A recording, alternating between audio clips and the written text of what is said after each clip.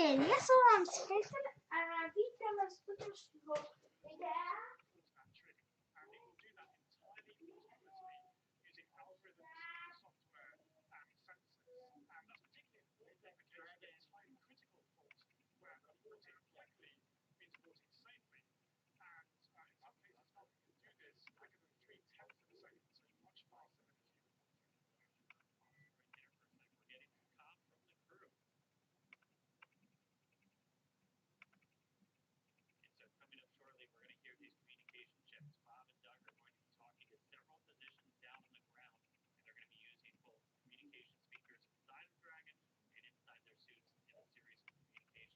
Už som späť. Tak prepáčte, je to moja videa.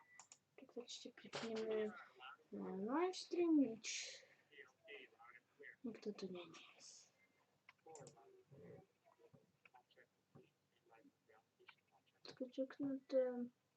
Jej, tak teraz to vyzerá, že bude štart o...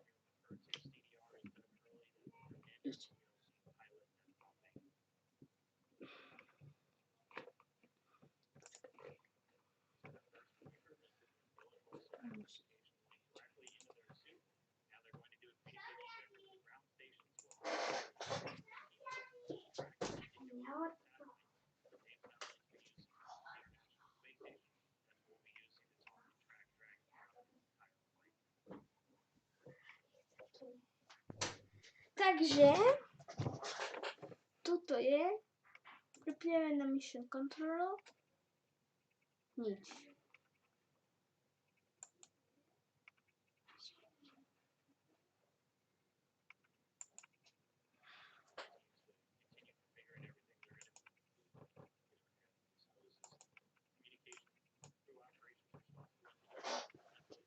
Tak toto vyzerá.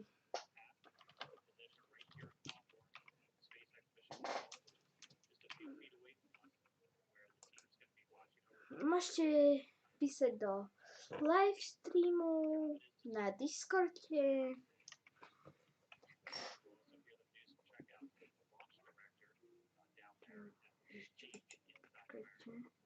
Video stoje. Ešte to tu doplním.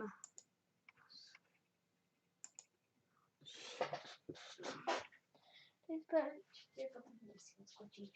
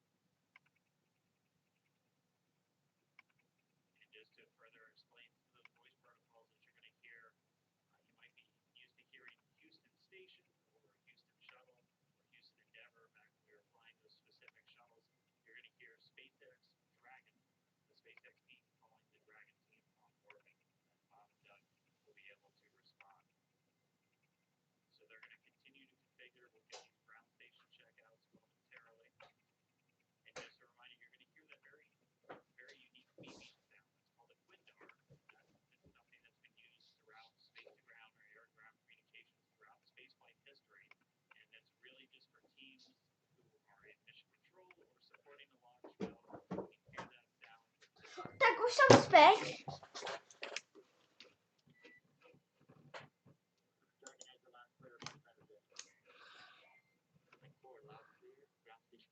Livestream, nič neprišlo. Nemohli.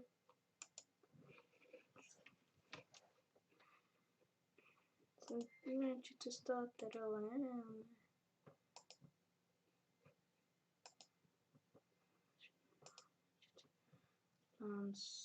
Radšej nedám. Radšej nie.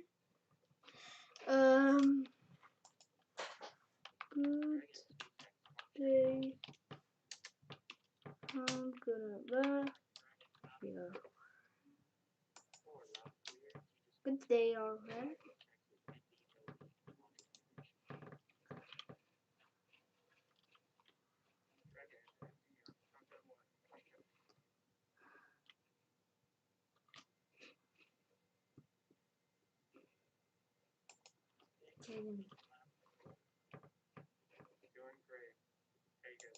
Pravděpodobně je v třetí mojom, jdem si.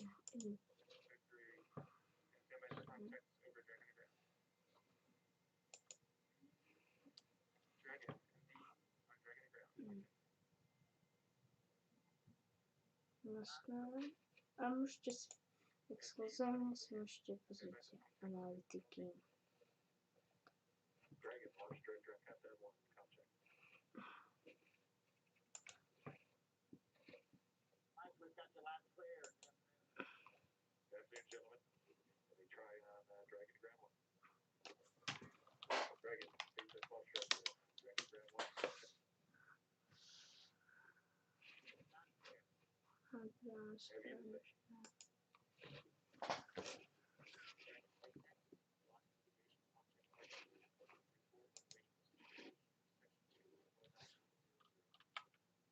Yes.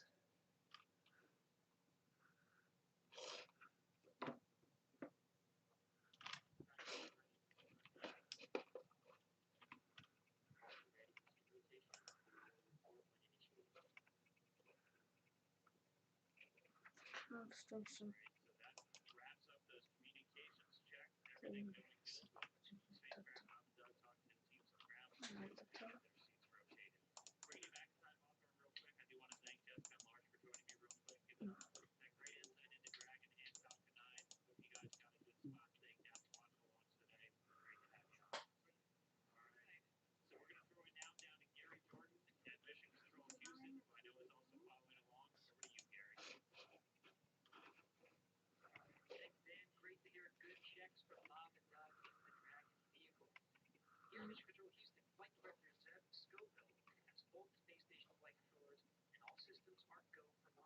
Yes!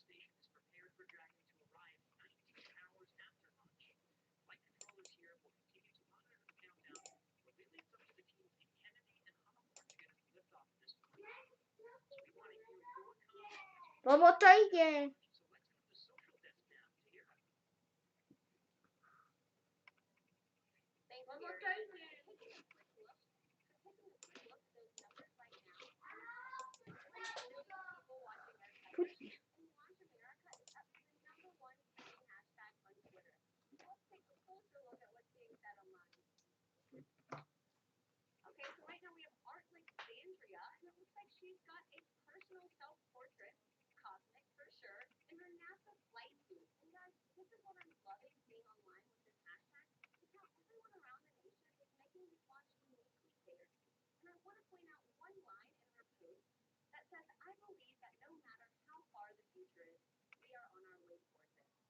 Aj do hore!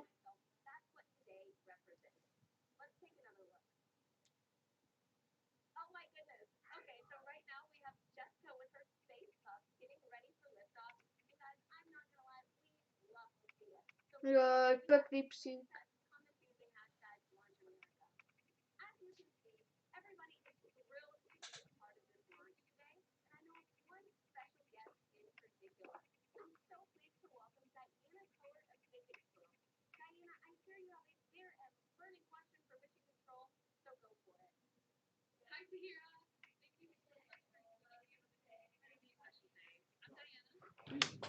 No.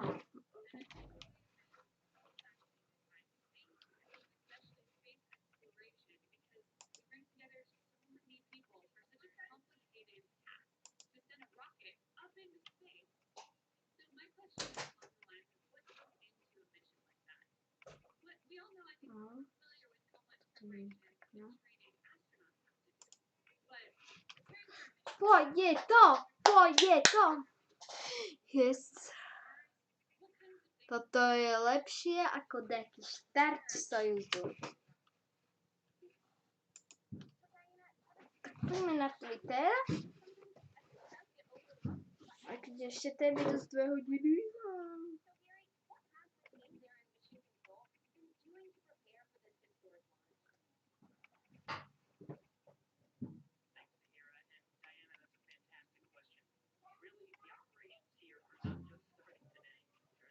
Co tam?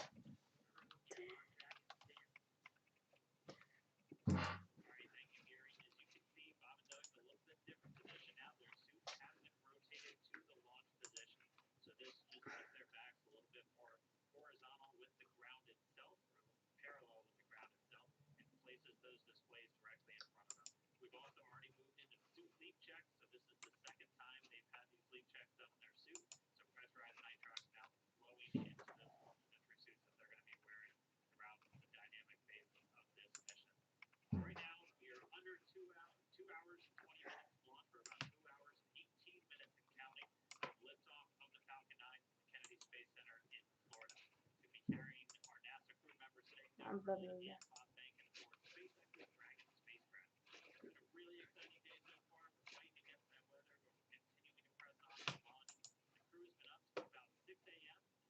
Ďakujem, že ma pozeráte vy dvaja, ktorí ma pozeráte. Môžete písať.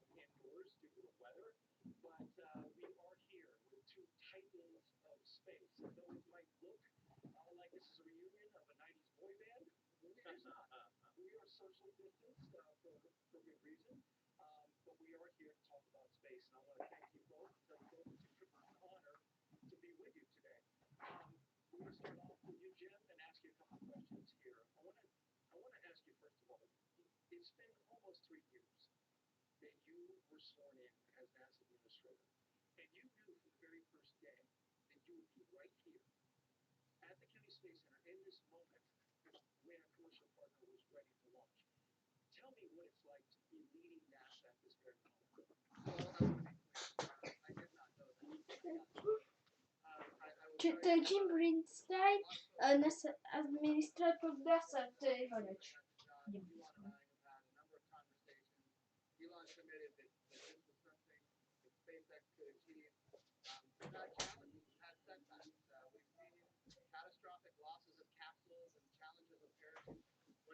On the ground, uncrewed, I want to be really clear, tests. But that's what's unique about SpaceX. SpaceX can do things that NASA historically has not done.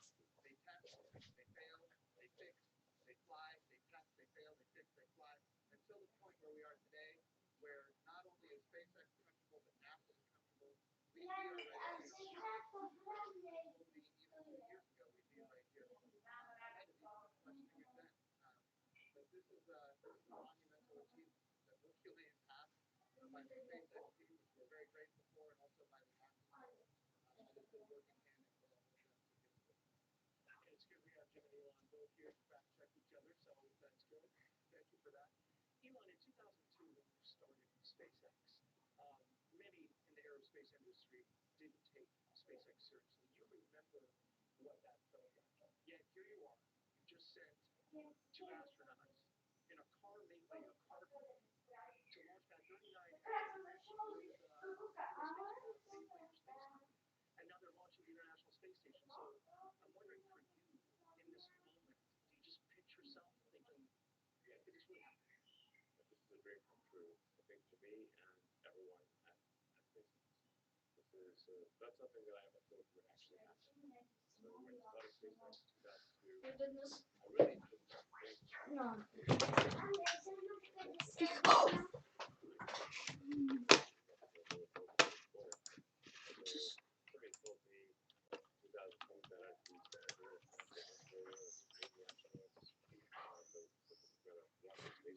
Už som sa prezliekol do ničoho.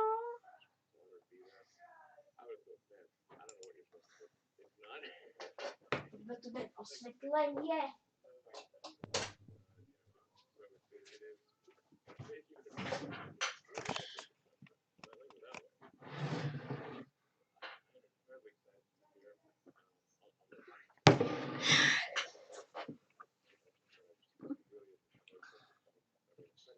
Poďme na to. Tak takto vyzerám na Twitteri.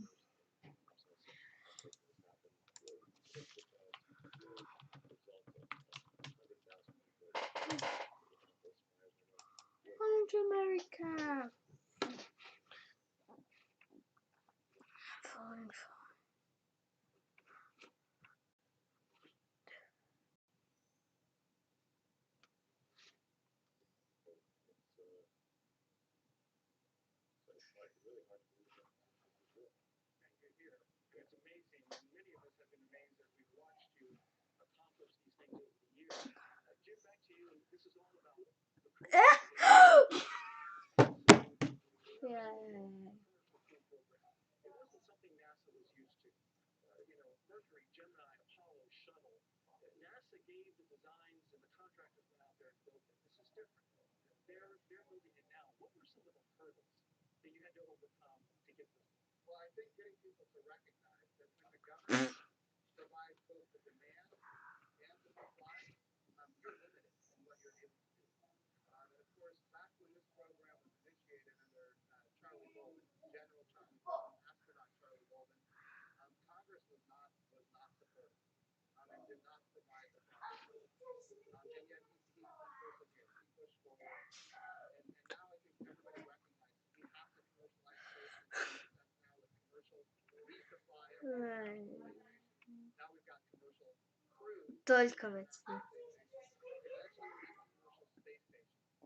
So what we're using the International Space Station for right now, we're proving that we can compound pharmaceuticals in a way that you cannot do on Earth. We're going to create immunizations in a way you cannot do on Earth. We're going to create human organs. Так кто-то будет сказать.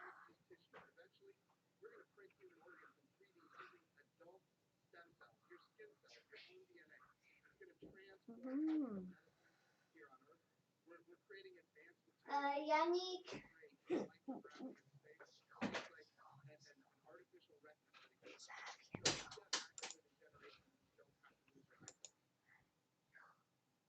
These markets are the future.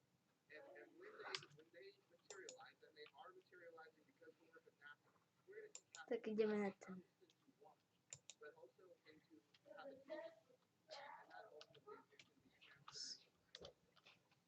Very good. And Elon, in giving all of that going, the ISS, all the activity that takes place on board, it's key that this Crew Dragon operates on a regular basis. My turn. What was some of the biggest hurdles you I had guess I spread. to get your spacecraft ready to fly? So the spacecraft has gone through thousands and thousands of tests and reviews, both Lepsze. third parties. We've also, as just A to ciebie marzymy.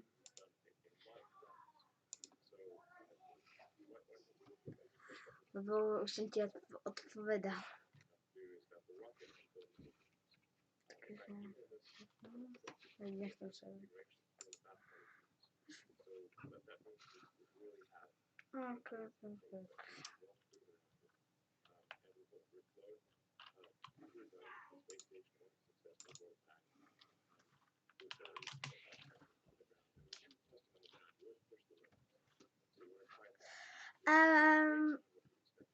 Bamboter, albo jak to mam wołać, to je...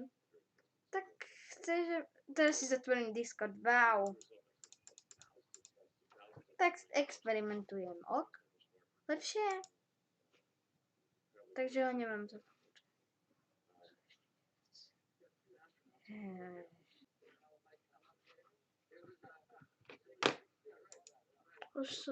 Som sa znovu pripojil.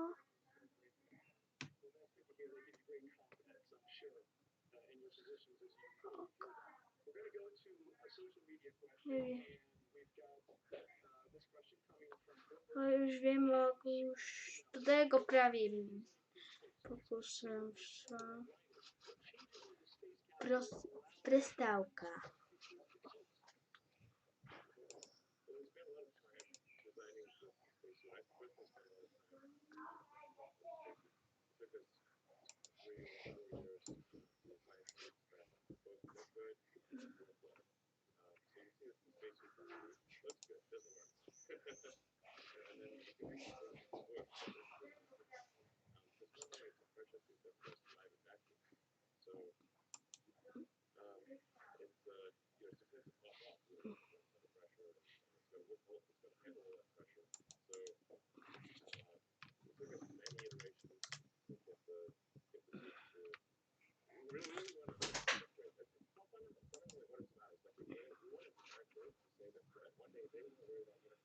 Oświęcony.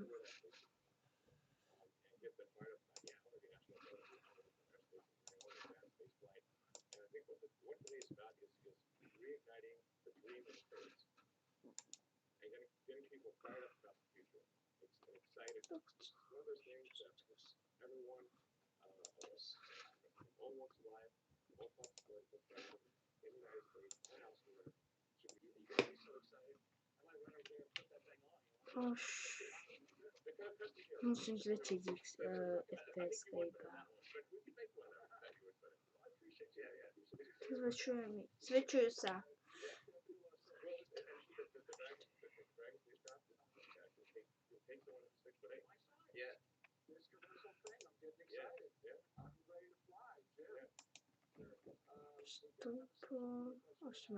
Jay wants to know, how do you think that launching astronauts on American soil for the first time since 2011 Už by will to malo byť revolutionize opravené, musel som future nastaviť missions? FPS-ka. Yeah, so what we're doing here is unlike anything we've ever done before. We are not purchasing, owning, and operating the hardware. We are turning to commercial industry. And going back to the spacesuits, it's the same for the capsule, it's the same for the rocket. We did not Môžete tell písať do industry Discordu. what to build. We gave them top-level keď requirements. chcete. We said, here's the requirement for payload. Here's the requirement for safety. And then we let the innovators, commercial industry, American commercial industry, innovate. And they came up with solutions that had never been dreamed of before. And that's the success of this program. So we're really revolutionizing how we do spaceflight. And I really think when we look into the future, we're going to see these models of doing business with public-private partnerships apply not just to low Earth orbit, which is what we're doing today, but we're taking this model to the moon and even onto Mars. And I hear something about Tom Cruise shooting a movie at the International Space Station. Is that right? I'll tell you what I told Elon just yesterday, and that is this. People ask me about Tom Cruise all the time now, and the answer is yes. We would love Tom Cruise to fly to the International Space Station and make a movie. I'm all for that, and we're going to do what we can to make that happen. But you should know this. There was a day when I was in elementary school, and I saw the movie Top Gun. And from that day, I knew that I was going to be a Navy pilot. It's just the way it was. The goal here, and this is what we're doing today. Exactly. And Elon is all about this. Get the kids fired up about wanting to wear that spacesuit, Exactly. wanting to fly that, go to orbit, go to the moon, go to Mars, reigniting the dream of space, and just getting people of all walks of life, young, old, excited about the future. Excited. I think anyone who has within them the spirit of exploration should love what's going on today. And if we can get Tom Cruise to inspire an elementary kid to join the Navy and be a pilot, why can't we get Tom Cruise to inspire the next Elon Musk? That's what we need. We need a new generation of many Elon Musks, and that's what this launch is about today. I want to say, speaking of this inspiration piece, it's not by chance that we have the Secretary of Education of the United States of America here. This is all Launch about America! Launch America! If we Launch have great America! success in our generation, it's not enough. To je It has minus to 2 continue. hodiny a The 3 challenge with the minúty. Apollo program is that it ended. To je What we're doing skvelé. now is sustainable, and that's why we have the public-private partnerships and commercial capabilities that are coming online. Very good. And the good news for Tom Cruise is he does a lot of his own stunts. Yeah. So in zero Absolutely. gravity, he should get hurt a lot No, less. I think it's going to be super cool. Freedom And Patrol as Jim said, it's like this is going to, you want to capture the public imagination, have them see cool things happening in real orbit, real space stations. It's like I think I'd want to watch that movie.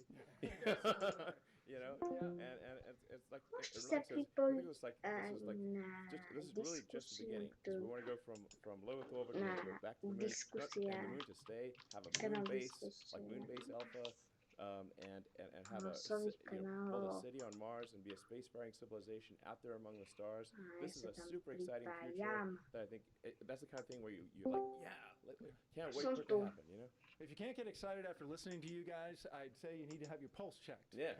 Elon Musk, SpaceX CEO and Chief Engineer, thank you very much.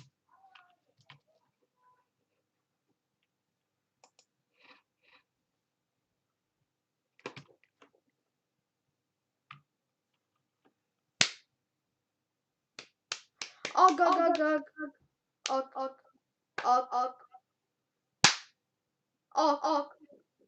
Skvelé. Funguje to. Ok. Skvelé. Juhu. Funguje. Thank you. Jim Bridenstine, we appreciate you leading NASA in this time, administrator for the agency. And while we're watching this, Leland, That, and we're going to do what we can to make that happen.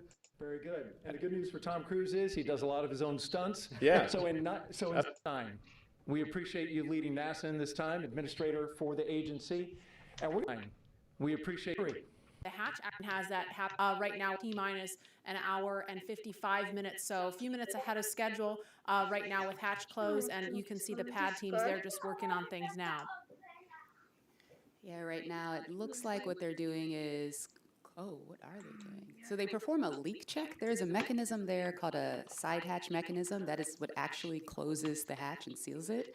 And what we'll do is perform a leak check on that for a few minutes to make sure that that's nice and tight, that those O-rings are sealed really, really well. And after that, we will install the, you can see the leak check ground support equipment there in the technician's hands there. And while we're watching this, Leland, I mean, we just heard them talk a lot about inspiring the next generation. And you're a man of many talents. I know after your flights yourself, you used to the head of NASA education. I mean, what did that stir up in you? You know, Marie, what Elon said about reigniting the dream of space is so important, that we get our young kids thinking about themselves being in these seats. And when I first became an astronaut in 1998, I was riding on the back of a fire truck celebrating John Glenn's return to flight on a space shuttle. And I saw these two little kids. They had on orange pumpkin suits. And when their dad turned them around to look at me on the fire truck. And it was almost as though when they saw my face, they started launching into space with rocket fuel because they were inspired, because they saw someone who looked like them. And I think that if we can reignite this dream through SpaceX's launch, through the partnership with NASA, we can get so many more kids to believe in themselves and know that they can be just like Doug and Bob flying on the SpaceX Dragon. Absolutely. I mean, it's really just breathtaking to see them there in their suits now and looking at the screens in front of them. Lauren, I know we've talked a lot about the spacecraft. We've heard about that, but for folks that maybe are just tuning in, what are they looking at in front of them now? Yes. So they have 3 different touch screens in front of them where both crew members could use it if they needed to. And the audio controls are also on those button panels. When they're not in their suits, there's actually speakers that are coming off of the control panel that allow them to hear mission control, hear the core, hear ISS, when they're not in their suits where the audio systems are integrated into that. And we see them using the touch screens now. Leland, what's your take on this? Because this has got to look totally different from what you were looking at during shuttle. Touch screens. We had these displays and these buttons, and it was one of those moments when I'm looking at this now, when I had knee boards that had procedures and things on there, and the procedures are now all run in that middle screen, and the malfunctions and the things that you do to mitigate problems with the vehicle if something happens, it's all controlled right there with the 2 of them. And so it's a radical departure from what we did with the shuttle, but it's again ushering in this new era of space travel. For post-ingress brief and a check on how that suit air feels about now. And we're going to listen now for an announcement about hatch closer. Copy. Well, today we are not tracking any issues on Dragon and F9 currently. For a weather update, the weather line that is overhead, which is what you saw when you were ingressing, is now moving offshore. The next radar return is a cell over Orlando, which is expected to be our decision gate for today, and that is currently eroding. That's good news. Thank you. Copy. And then one additional item, the Cabo, the orbit site, remains as briefed, so no change there. But I do want to make you aware that that is slightly west of Cabo for go weather. So you just want to target the longitude if needed. Okay, Dragon copy, slightly west. We'll target the longitude, and the suit air has cooled off, so we appreciate that as well. Copy, outstanding. Let us know if you have any questions, and we'll keep you posted as the closeout team completes the leak check. Okay. Yes. Dragon copy.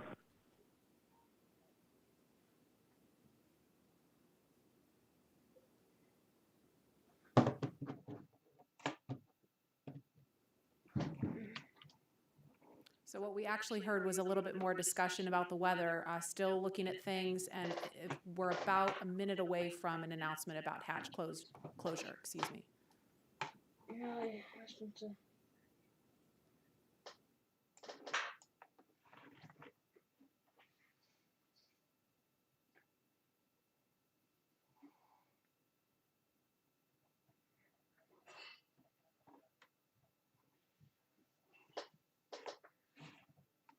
Just joining us, we're at T-minus 1 hour, 55 minutes and counting, and we're expecting an announcement to confirm hatch closure in just a few seconds.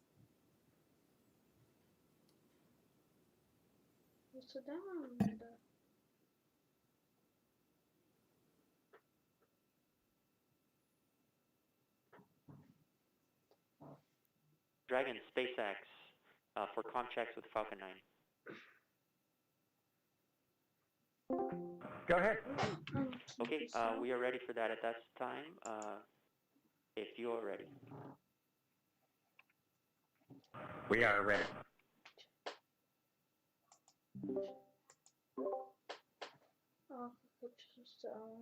All stations up on countdown net for section 54.49, F9 responsible engineer, communication check with the crew.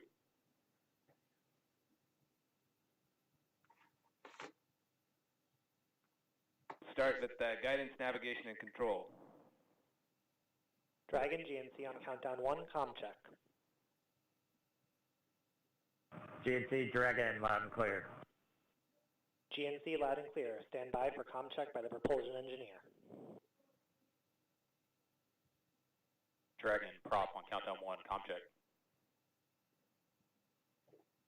Prop Dragon, loud and clear. Prop, loud and clear. Stand by for comm check with the avionics engineer. Dragon, avionics on countdown 1, comm check. Avionics Dragon, we have good loud and clear. Avionics loud and clear. Stand by for comm check with the ground segment engineer. Dragon, ground segment on countdown 1, comm check. Ground segment Dragon, loud and clear. Ground segment loud and clear. Stand by for comm check by launch control. Dragon, launch control on countdown 1, comm check. Launch control Dragon, loud and clear. Launch control loud and clear. Stand by for comm check by the chief engineer. Dragon, chief engineer on countdown 1, comm check. Bala, Dragon has you loud and clear. Chief engineer, loud and clear. This completes the F9 responsible engineer comm checks. Dragon, chief engineer on Dragon to ground. Yes. Yes. Check about that. Go ahead, sir. Oh, just doing a comm check on this loop. Good luck, guys, and buckle in. Good luck. Thanks to you and the F9 team, Bala. We really appreciate it. Thank you. Thanks, Bala.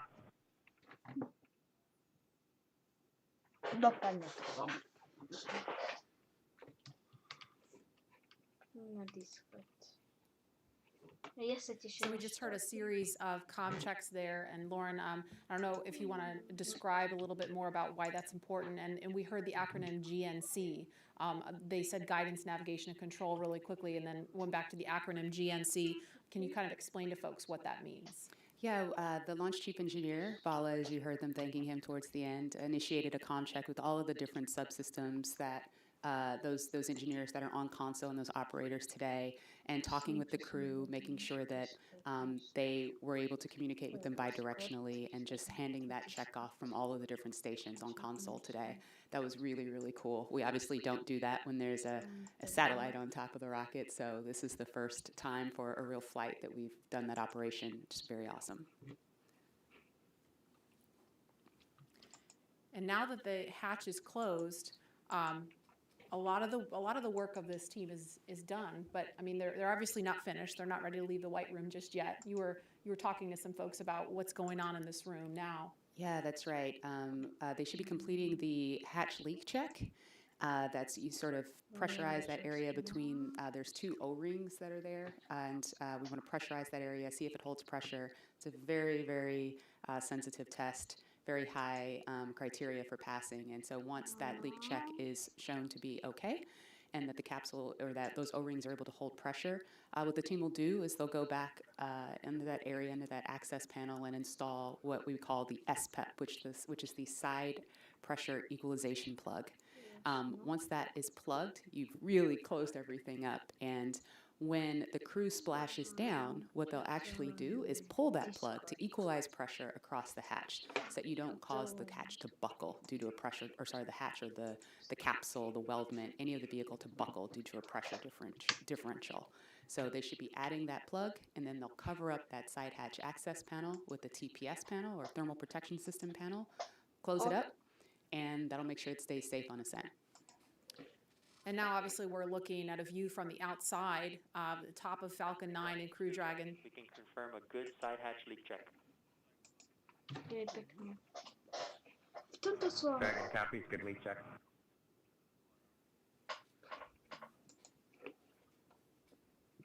Ještě se dotkněme z ISS, lebo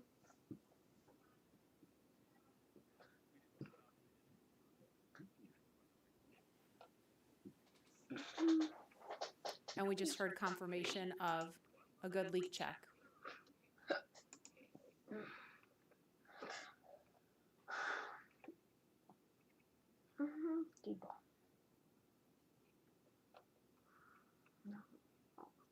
Teraz poďme na čo to bude. No, to som celé nechcela, ale...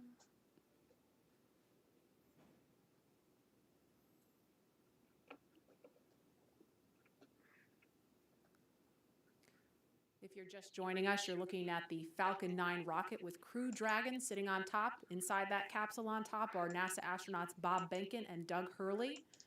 And we are inside of 2 hours until liftoff, if the weather holds up.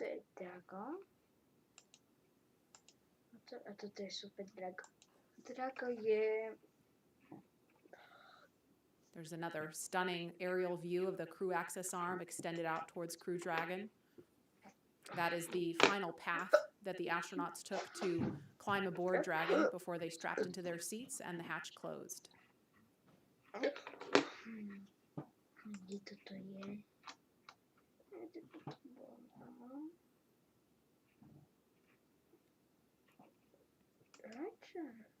And no doubt Bob and Doug are focused on the mission ahead, but you know, we also heard the administrator and Elon Musk talking about how they've been kind of jovial and joking around. And Leland, you kind of mentioned to me during that segment that that's really important.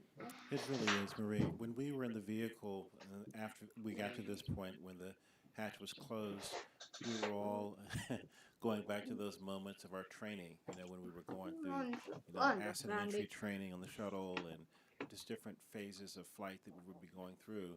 And we would think about some of our instructors who got us there. You know, in our crew notebooks, we would have names of people that were very impactful in making sure that we were perfect in our training. And that looks like a view of Air Force One. And let's check out what people are saying on Twitter right now. So it looks like we've got more creativity still going on. Some people are crying with pride in Houston, feel it.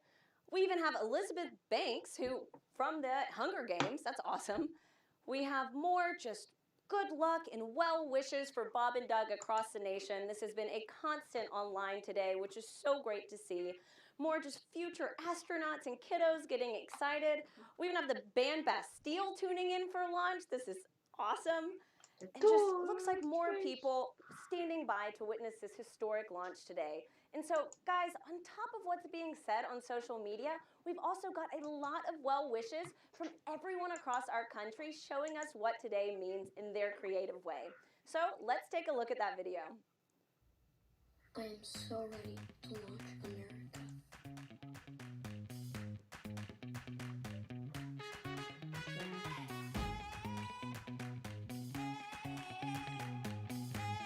Hi, I'm Audrey Clark and I built this taking said rocket and I'm gonna launch it.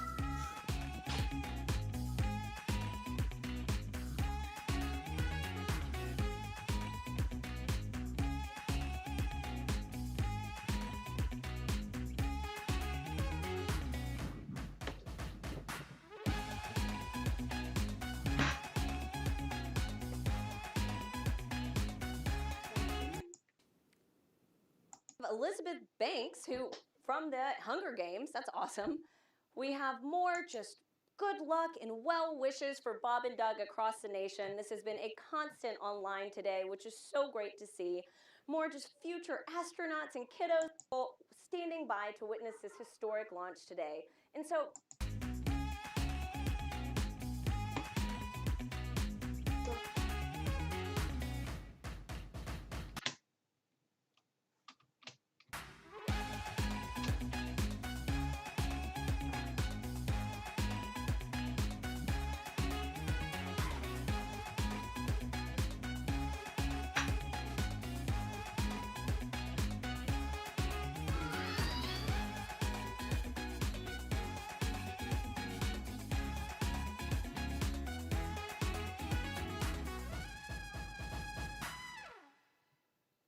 across Facebook, Twitter, LinkedIn, and Instagram.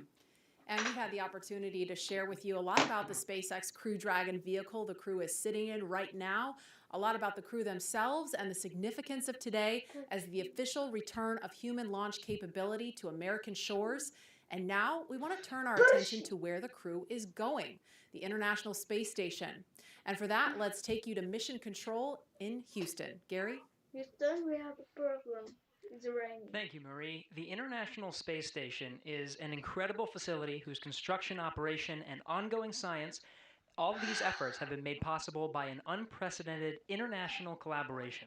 So to tell us more about the space station, we have International Space Station Chief Scientist Kurt Costello with us. Kurt, welcome. Gary, thank you. It's an amazing day to be here to talk to you about this historic launch to the ISS. It really is. Now, many viewers may not realize that there is a laboratory that's the size of a football field, 250 miles above the Earth, and that it's been there for nearly 20 years conducting revolutionary science. Can you share with us more about what the space station is and what it's accomplished so far? Sure, Gary. Over those 20 years, we've conducted over 3,100 experiments on board this space station. Those 3,100 experiments have been done by over 4,100 investigators and represent the work of over 108 regions and countries. The work going on the space station is not only there to help us with our exploration goals for how to go further into space, but also to bring back benefits for Earth and to produce a commercial marketplace in low Earth orbit. All three of these objectives, along with the international cooperation that it took to build such an amazing laboratory in space, are great examples of the objectives of the ISS program. Kurt, we know that today's mission is critical to providing us with a steady cadence of operational flights. But why is it experiments in seeds that will be returning with the Crew Dragon? We also have for your time. Let's hear now from one of the next astronauts to fly to station on a Crew Dragon, talking with Marina. Thank you so much. I am so honored to be a part of today's momentous launch. My guest is no stranger to the International Space Station and will return there for the first time in nearly a decade for his third space flight with the Crew 1 launch expected later this year. Having logged 177 days in space from flights on the Space Shuttle Discovery to the Soyuz, JAXA astronaut Soichi Noguchi will have spent more time in space than any of his other crewmates. It is my pleasure to welcome him here with us today. Thank you so much for joining us, Soichi. Honjitsu wa arigato gozaimasu. Wow, that's wonderful. Marina, how are you doing? Thanks for having me today. This is wonderful. Today we are celebrating the launch, so I'm happy to be here. Mission Control. Thank you so much for being here.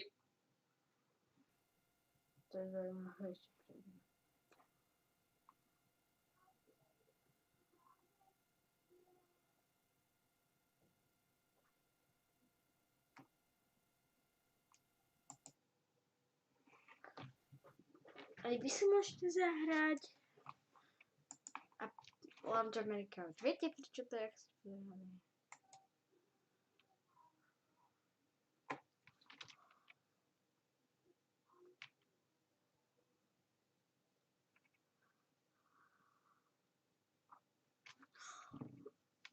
Tak, od takých 24... Tak od takých 24 hodín... No, čo to robím? Vítěz poslední.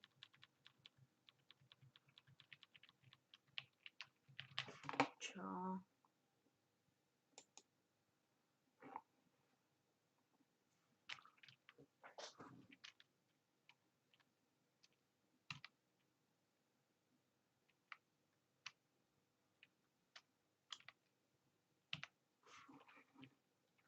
Aspoň aký je to kľudne.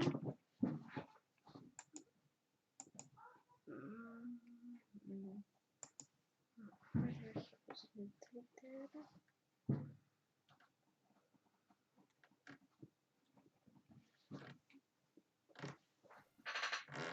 Áno, a ten webcast skončí ešte pri 4.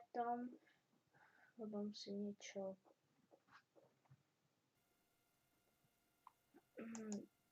ako retweetu. Neviem, či toto bolo retweetnuté. Nebolo.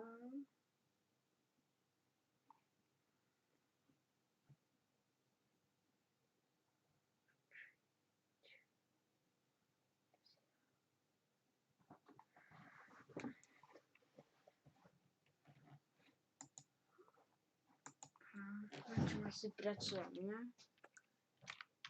Na svojom strane, ne?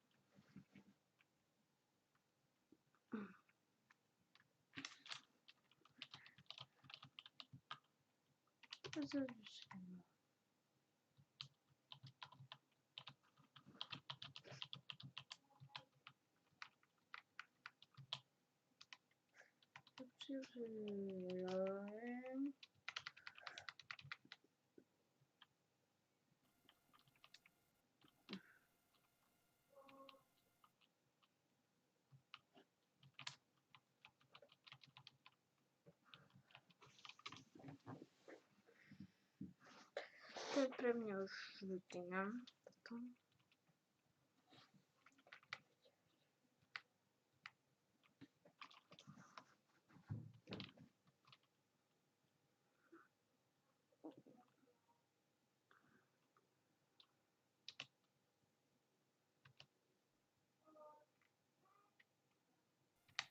Stačí.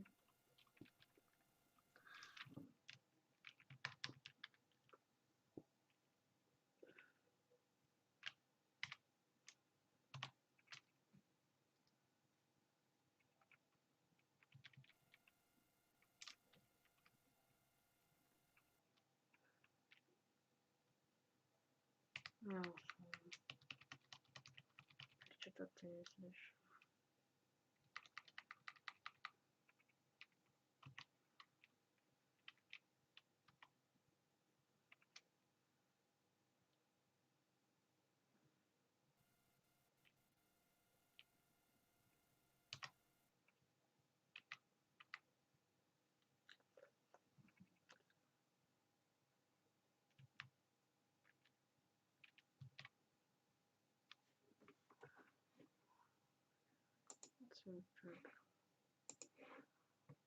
Takže čerstvať.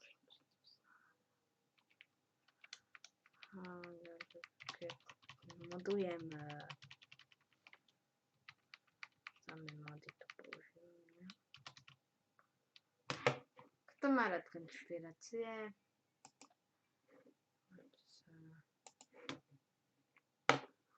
Let. Máš konšpirácie? Elon Musk mu verí.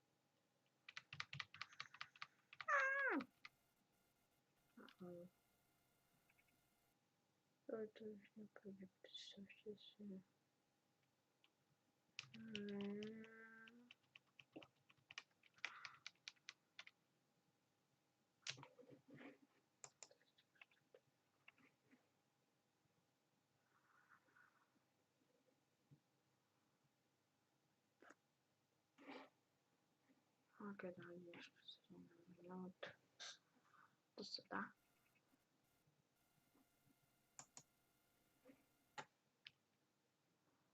Yes.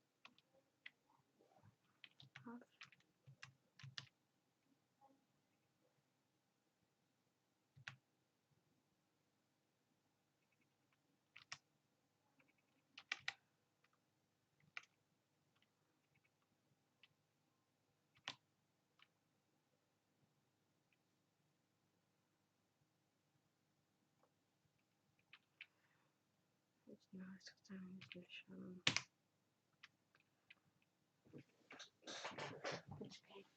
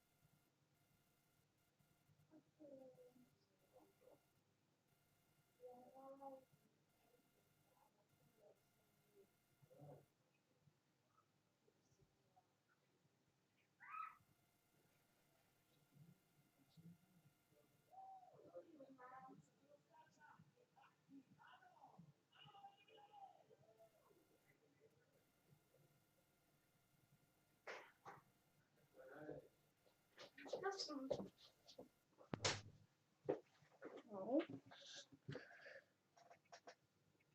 Ook.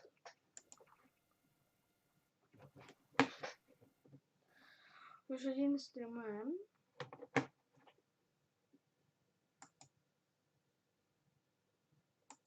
A lot of people who want to see your dogs with you in space. Well, we've seen them in an official portrait. I know that the dogs came in with you to take a picture in your spacesuit and back in the day. Yeah, there it is. Well, we kind of snuck them in. No dogs allowed at NASA. Well, they had their moment. They sure did. And knowing that the opportunity to fly to space as a private citizen or a private dog maybe one day is right around the corner, we have a new poll question on Twitter for you. So if you were given the opportunity, would you travel to space? Let us know and we'll share the results a little bit later. All stations All come up. right, well, there is not a lot of cargo. Chief Engineer, technical poll for launch, escape, arming, and propellant load. All right, now while there's not a lot of cargo in today's mission, Dragon is carrying 2 special payloads, aside from Bob and Doug, of course. The first is a series of custom art pieces entitled Humankind by Los Angeles artist Tristan Eaton. These indestructible, double-sided paintings are made from gold, brass, and aluminum, and they celebrate how far humanity has come, as well as how far we still have to go. It includes a beautiful homage to the Saturn V rocket, as well as a nod to Bob and Doug's current ride to space. You can find more images and information about these pieces on SpaceX's social channels. Next, in the spirit of inspiring the next generation of explorers, we wanted to celebrate the class of 2020, from kindergarten all the way through graduate school. SpaceX and NASA invited students from around the world to submit their photo to fly on America's first human spaceflight in nearly a decade. Each graduate's photo was used to create a mosaic image of the planet Earth, which we printed and is being flown aboard Bob and Doug's flight on the Crew Dragon spacecraft. We received nearly 100,000 photos. So thank you and congratulations to all the world's graduates. I am so proud of what we're doing today. And I think about regular people flying in space on a SpaceX rocket one day. When I first went to space, I thought my primary task of installing the Columbus laboratory would be my aha moment, but it was when Peggy Whitson invited us over to the Russian segment to have a meal. She said, "You guys bring the rehydrated vegetables, we'll have the meat." And we're doing this, having this meal, and it's with African American, Asian American, French, German, Russian, the first female commander breaking bread at 17,500 miles an hour, going around the planet every 90 minutes. And when I think of that perspective shift that I got looking out the window, flying over my hometown, flying over Leo's hometown in Paris, flying over Yuri's hometown in Russia, it brought us all together as a civilization. And I think that's what spaceflight does for us. The more people that have the opportunity to go to space will feel like it's an international family of people working together for the good of humanity and all humankind. Absolutely, and it's exactly what that piece of art was all about. Yeah. And following today's mission, we will be one step closer to a future where we can all have that experience. We can all have that orbital perspective and the ability to explore new worlds. In just over an hour from now, Bob and Doug will be the first people to launch on an American vehicle in almost a decade. For the team at SpaceX, it's really hard to put into words how honored we feel about the trust that Bob, Doug, and NASA have put into our team to carry out this critical mission. I worked on Crew Dragon for 2 years, and I can just imagine what all of my friends and colleagues are thinking right now as they sit in anticipation and excitement for what's to come. Absolutely. And speaking of those who have carried the hopes and dreams of science and exploration, we have a few shout outs to share with you from some big fans of NASA and SpaceX. Wow, we're making history again. The NASA program. I'm there with you guys in spirit. Bob, Doug, good luck. I know you'll be fine. I'll be watching and got everything crossed, arms, legs. I'm tied in a knot. And that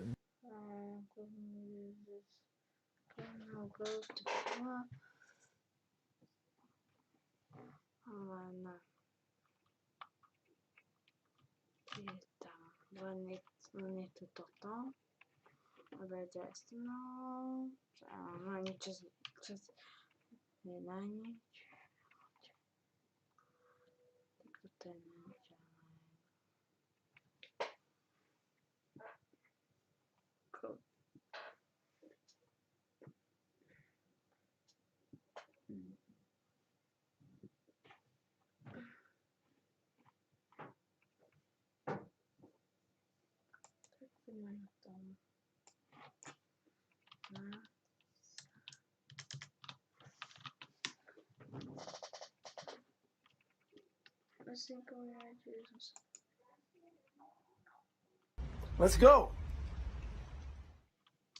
And a big thanks to William Shatner and Bill Nye for those well wishes.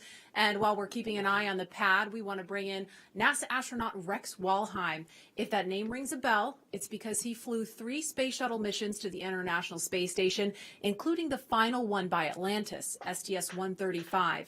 He was one of the last 4 people to ascend the tower at Pad 39A and head to space, and he currently is Deputy Director of Safety and Mission Assurance at Johnson Space Center in Houston.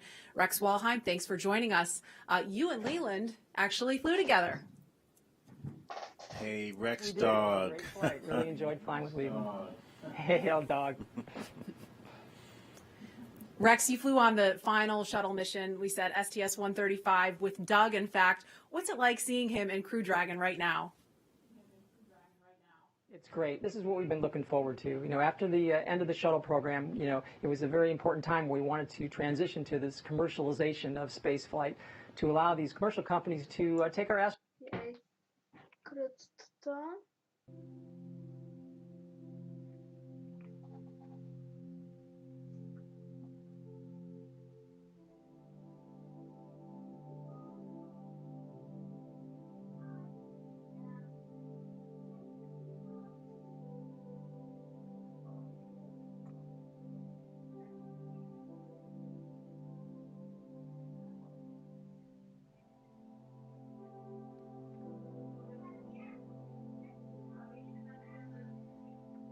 Może być teraz. A nie určitě teraz. Co to kecám?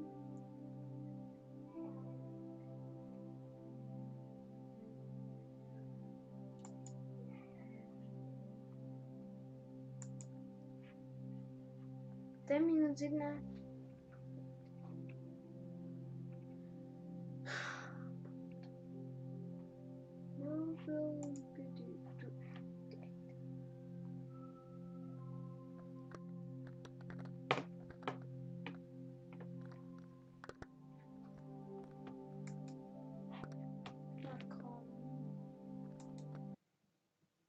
Transformative experience to fly in space, and I wish more people could see that. When you look out on the planet, like Leland was talking about earlier, with your crewmates from different countries all around the world, it gives you different perspective. It gives you a perspective that we're all... As we watch Bob and Doug there in the capsule, we are an hour, 10 minutes, 57 seconds and counting from launch, and we're going to send it over to Hawthorne for an update. Jesse? Thanks, Marie. We're just an hour and 13 minutes away from launch, and things are really getting ready to pick up here. Since arriving at the spacecraft, Bob and Doug were helped by our closeout. Several constraints: rain, cumulus crowds, field mills, which is essentially you can tell that the atmosphere is energized around the launch site. We are expecting that we'll possibly clear that. We're going to hear a weather briefing at 1 hour, with the expectation that those conditions may clear shortly afterwards and allow us to move into propellant loading. Also, we've been releasing balloons. What we're seeing at the upper altitudes is conditions look good for Falcon 9 with Dragon. No concerns have been expressed by the GNC guidance team right now. Now, as a reminder, today we have an instantaneous launch window at 4:33:35 Eastern Daylight Saving Time, or just past 33 minutes after the upcoming hour. So we get one chance at it today. But currently, T-minus 1 hour and 3 minutes, just passing that. Falcon 9, Dragon, are go. The range is ready to support, but now we're waiting on the weather, as we've been expecting all afternoon. Thanks, John. We've got an extensive history now of flying Falcon 9 from the Florida coast, and just last year completed a test run of the mission that we're less than an hour from beginning here today. Yeah, the purpose of that mission was to demonstrate Dragon's capability to safely and reliably fly to and from the International Space Station. The success of Demo 1 was a really exciting moment, and it paved the way for today's mission, where we are just moments away, hopefully if we get that weather, from flying U.S. astronauts from U.S. soil for the first time since 2011. Dragon and Falcon 9 together have years of operational experience, or what we refer to as flight heritage. As I mentioned earlier, SpaceX has successfully completed 21 flights of Dragon to and from orbit since 2010, including 20 trips to the International Space Station. Not only have we conducted thousands of hours of testing, we've also enhanced and added a number of safety features to Dragon. Much of what was learned with the Cargo Dragon was leveraged in Dragon the design of this valve vehicle. cycling is complete, expected behavior, and wanted to hear if you were able to hear those. We actually did, Jay. We were just making a comment about that and heard some clicking, and Bob watched it on the systems display, so absolutely. Copy all. And that again right there, that's the crew talking to the core here in Hawthorne, California, who's going to be talking to them throughout their ascent uphill today. So they were just doing a quick checkout. Bob and Doug confirmed they were able to hear it. Sounds like everything's still good, so still no issues with Falcon or Dragon. Back to what we were talking through as we're describing these systems, a lot of what SpaceX did with Cargo Dragon has been leveraged into this Crew Dragon. The vehicle is designed to be fully autonomous, which means it can basically fly itself, but it also features a full manual override capability if the crew needs to take control in case of emergency. Many of the other enhancements help towards SpaceX's goal of reusability and less refurbishment time between missions. So let's take a closer look at some of these advancements. Standing at almost 27 feet tall from bottom of the trunk to top of the nose cone, Crew Dragon's composed of two main elements. We have the capsule up top, which is designed to hold the crew and any pressurized cargo, and then an unpressurized section known as the trunk on the bottom. And the nose cone at the top of the capsule protects the docking system as well as the guidance navigation control system, or what we call GNC. The nose cone opens for docking and remains attached to the Crew Dragon spacecraft, unlike the previous version of Dragon, and that helps towards our reusability Dragon efforts. SpaceX, we are at T-minus 1 hour. You are go for section 6. When ready, we report go for launch. SpaceX Dragon will put section 6 in work. So the crew just has a couple checks, Copy. and when they are ready for launch, we're going to hear them report to the core that they are go for launch. Continuing to walk you through the Dragon spacecraft, opposite of that nose cone is the trunk. We can see it on the left-hand screen there, where it's kind of split right down the middle with the left side black and the right side white. The trunk provides an attachment point to Falcon 9, the Dragon capsule, and can carry any cargo uphill. On the outside, one half of the trunk contains a radiator that rejects heat from the active thermal control system into space using SpaceX's new Pika tiling technology. The other half contains solar cells that are used to charge the spacecraft's batteries during flight. SpaceX Dragon, Bob and I are go for launch. And you heard that call out right Copy, there. go for launch. Next up will be the go no go pull at T-minus 45. Bob and Doug are go for launch, and Hey, next Captain, up, we're holding in step 6.5.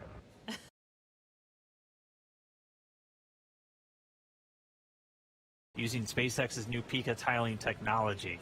The other half contains solar cells that are used to charge the spacecraft.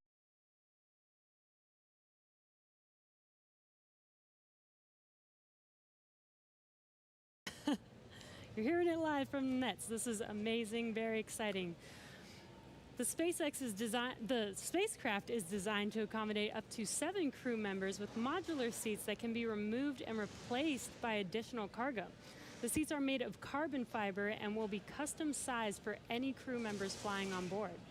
And that control panel that's centered between the pilot and commander seats consists of 3 touchscreen displays, and that just again allows the crew to operate the vehicle and fly it manually, but also look at all of their procedures, relative position over the Earth, the space station, any alarms, alerts, anything that they could possibly want to do on Dragon is through those touchscreens. And lastly, our Super Draco launch escape system is a key safety feature of Crew Dragon, giving the crew the ability to safely escape from the time of launch all the way to orbit. And that launch escape system was put into work a little bit earlier this year, again on that in-flight abort test. As we look to the future beyond this test flight, the first operational SpaceX crewed mission for NASA will be a little bit later this year after Bob and Doug come home. NASA astronauts Mike Hopkins, Victor Glover, and Shannon Walker, and Suichi Noguchi of the Japan Aerospace Exploration Agency, or JAXA, were chosen to support this mission, being called Crew 1. But today, Doug Hurley is the spacecraft commander for this mission. He previously flew on 2 space shuttle missions as the pilot on STS-127 and STS-135, which was the final space shuttle flight. Here's a closer look at Doug Hurley. Please review your launch commit criteria. Again, this is to review and confirm no violation of launch commit criteria. We are tracking one issue with weather still. And I think we'll need to track that all the way down to launch to clear that. This poll is also go for arming of the launch escape system and a go for propellant load.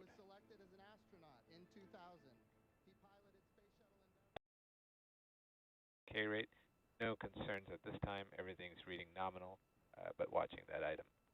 No other constraints on Falcon 9 or ground systems.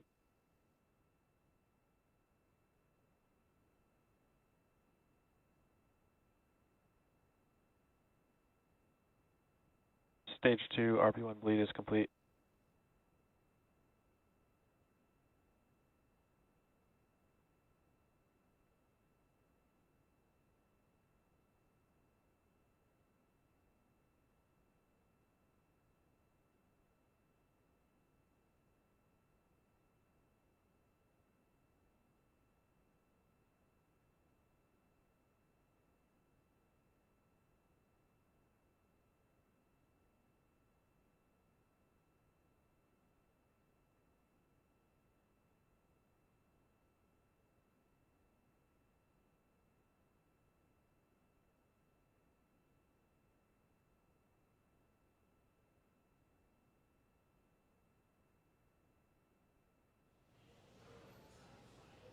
All right, we just crossed the 55-minute mark away from launch. Sitting right next to Doug Hurley, who's closest to your screen, is NASA astronaut Bob Behnken.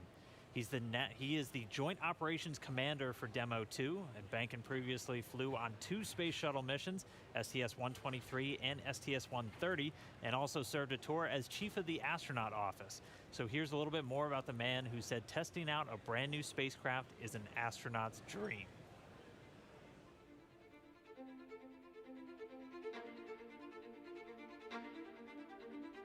When you go through the launch day preparations, there's a lot of moments that kind of stand out to you. One is the kind of the celebratory piece of it, which is that you're walking out of the suit up room and getting in the vehicle that's going to take you to the launch pad. When you close the hatch, that's really when Doug and I are in the vehicle, and it's our vehicle, and we're really in control of the mission at that point.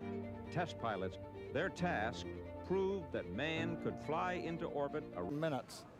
So it looks like we're going to be good to begin propellant load once we hear the polls, but we still have to get the get the range green so that we can actually do the launch in just 47 minutes from now. Let's listen to the countdown net for a moment.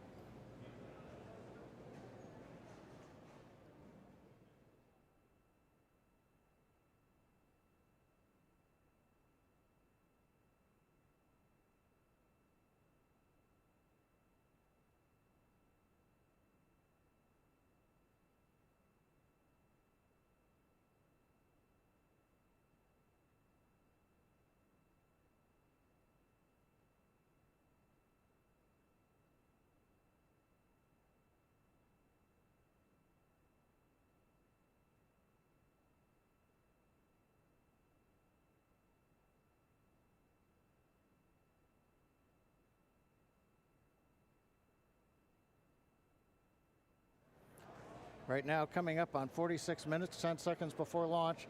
Didn't hear any significant chatter coming over countdown 1. Yes, launch director in the countdown net. Poll is complete, and we have a go to proceed with propellant load.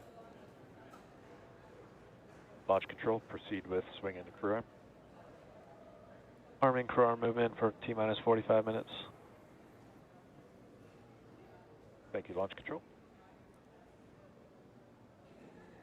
A reminder in control room on hold and launch escape protocol. For non-urgent no-go conditions, brief CE or LD, and it will approve aborting the launch auto sequence and proceed to launch abort. For urgent issues affecting the safety of the operation, operators shall call hold, hold, hold on the countdown net. Launch control will abort the launch auto sequence immediately and proceed into the launch abort auto sequence. Operators shall also advise the launch director whether structural breakup or fire is imminent or occurring per Dragon manual escape flight rules. Remainder on fire alarm instructions. Here in Firing Room 4, in the event of a fire alarm, key operators, previously briefed, will remain at their post while the alarm is evaluated. In the event that personal safety is threatened, we will evacuate to the south-facing emergency exit, which leads directly outside. One final reminder, we'll be arming the launch escape system momentarily. Need all personnel, please stay in your seats from now through orbit insertion and Dragon separation from the second stage. Crew access arm retract has started. And you've heard Mike Taylor, the SpaceX launch director, give instructions to the team. We've also just heard the call. The crew access arm retraction is underway. Great view from the camera inside the White Room as we see the arm moving away from the Dragon capsule, one of the major events necessary to get down to T0. The next one coming up will be arming of the escape system on the Dragon capsule. Now right now, the next plan for Falcon 9, T-minus 35 minutes, we will begin loading propellant onto the first and second stages. Now currently, Falcon 9's looking good, Dragon's looking good. The range continues to be go for launch in terms of the clearance around the launch pad, both the air and the sea space. Looking at the flight corridor, the ground stations, the NASA tracking and data relay satellites are ready to support, and we just continue to monitor the weather. Our team is getting constant updates. We're monitoring weather data sensors around the launch site, looking to make sure that we can get everything into the green position. The one that we're mostly looking at right now is how much rain we're going to get between now and liftoff. It's going to be mild precipitation that's within the rules for loading propellant. That's what the expectation is, but we're going to continue to watch that. So fingers crossed, but right now coming up at T-minus 43 minutes, 18 seconds and counting, everything but the weather's go, and the weather is trending in the right direction. So we've got our fingers crossed here.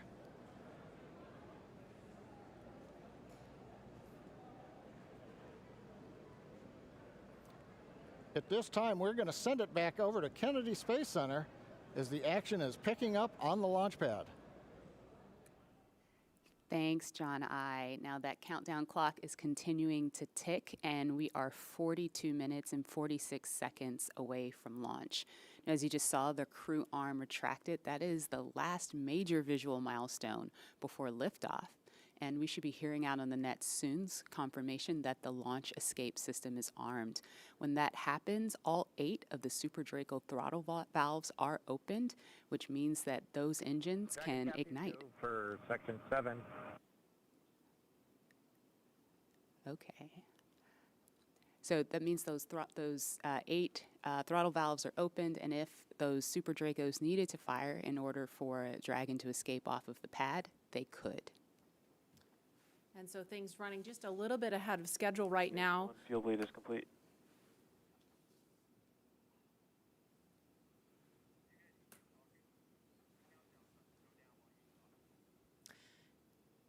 Now we just saw the crew access arm retract just a minute ago. We saw NASA astronauts Doug Hurley. In 7.2, our visors are closed and we're arming the launch escape system. So we just heard the astronauts confirm that they are about to arm the launch escape system. That happens just before fueling begins, which we expect to happen in just a couple of minutes. We saw Bob and Doug suit up a little over 3 hours ago. Then we watched them drive out to Launch Complex 39A. They were assisted by the SpaceX ground team with Crew Dragon ingress. That happened a little before 2 o'clock this afternoon. And then we saw the spacecraft hatch close. And again, just a minute ago, we saw the crew access arm retract. We just heard that the crew armed the launch escape system. And in just a few minutes, we are going to hear the call that they have started propellant loading.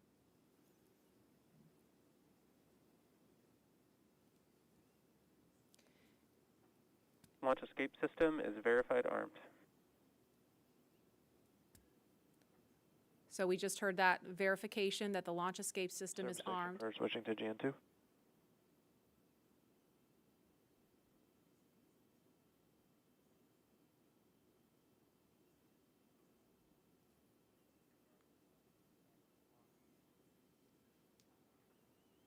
and we are going to send it over to Hawthorne to take us through prop loading. Jesse? From the parachutes to the launch escape system, SpaceX has designed Crew Dragon and Falcon 9 to be the safest launch vehicle ever flown. And joining us today, we have SpaceX's Nick Picone, who was our mission manager for our in-flight abort mission earlier this year and currently works on the Starlink team. Thanks for joining us, Nick. Hey, Jesse. I'm here at the Launch and Landing Recovery Center with the recovery team and our Dragon ground operations team monitoring the launch. Awesome. Can you tell us more about the critical safety features on this new version of Dragon? Sure. So Dragon 2 was designed with long-term reuse and reliability in mind. So fundamentally, there are multiple layers of redundancy to any of the failure modes that we could conceive of, that NASA could conceive of when we were working to design and test this vehicle over the past few years.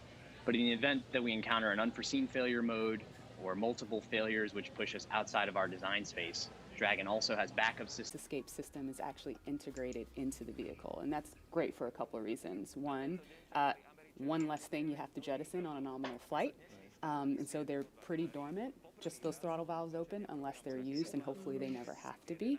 And yeah, I mean, the other thing that offers you is the ability to escape from the pad all the way to orbit, because if you jettisoned your escape system prior to that, you couldn't. So yeah, that's really Dragon there. And the era much safer design. Yeah, absolutely. Thanks for walking us through that, Lauren. Again, the launch escape system is armed. That protects Bob and Doug so that if something were to go wrong, they can shoot off of the pad away from the rocket and parachute to safety in the ocean. That is such a crucial safety capability. And so now we want to go over to Hawthorne for an operational update with John.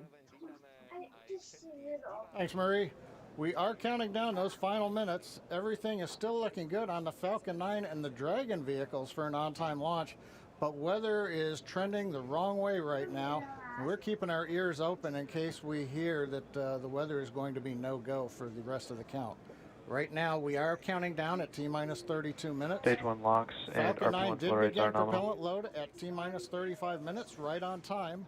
The propellants we use on Falcon 9 are a fuel, which is rocket-grade kerosene, also called RP1, refined petroleum. We use an oxidizer, and that's the super chilled liquid oxygen, or LOX as we call it. Those two propellants come together, but they don't light, so we need an ignition source to complete the fire triangle. For this, Falcon 9 uses a fluid called T-tub. You might see that just before first stage ignition, or maybe later in the second stage ignition. You get a green-colored flame as the T-tub comes out into the oxygen, and that ignites the main engines right before the rocket takes off or the second stage engine lights. Now, currently in the fueling, RP1 fuel is about 10% full on the first stage. That's the bottom 2/3 of the stack of the vehicle you can see on the left. The first stage is that long white cylinder at the bottom, plus that black cylinder called the inner stage. That's the entire first stage that we're loading with LOX and RP1 kerosene. That's the part that comes back to Earth. The second stage just above it, the white cylinder, and then above that will be the Dragon trunk and the capsule. Now currently, the second stage is also loading fuel with RP1. That's about 8% full right now. We are loading liquid oxygen on the first stage. The second stage liquid oxygen load will begin at T-minus 16.5 minutes if the weather cooperates. So LOX loading will then continue on both the first and second stage until the last few minutes of the countdown. Helium loading is also underway into pressure vessels on the second stage. We use that to pressurize the tanks in flight as the propellant is being pulled out by the Merlin turbopumps. Dragon on board the spacecraft. You can see the astronauts are monitoring systems while propellant is loaded into the Falcon 9. Now, when we Stage flew 1 cryo-helium load the has first started. demo flight last year and then the in-flight escape test earlier this year, the sounds inside the Dragon capsule were recorded. So as part of the training, the sounds of the propellant loading were played back to acclimate the crew to what they're experiencing now. I'm listening to some discussion on one of the back nets, trying to track where we are with the weather criteria. We're just passing another weather gate right now, trying to see whether or not the conditions are go. In certain situations, when the weather is no-go, you have to wait 30 minutes, and we are now inside of 30. Copy. So I'll give you some more words in about 6 minutes. This is a very different process from what we've seen with Dragon cargo deliveries in the past, which used a process called berthing. Now, berthing requires a spacecraft to approach the station and then stop so a crew member can maneuver the station's robotic arm to capture the spacecraft. Docking on this version of Dragon can be done autonomously. Stage 2 cryo-helium load started. Yes. Autonomously with no crew aboard the station. It's typically a faster process, both when arriving and leaving, but it does still require pinpoint accuracy to perform final system checks and configure the vehicle for undocking. Once the automated undocking sequence is complete, Dragon will complete 2 departure burns using its Draco engines, pushing it away from the space station.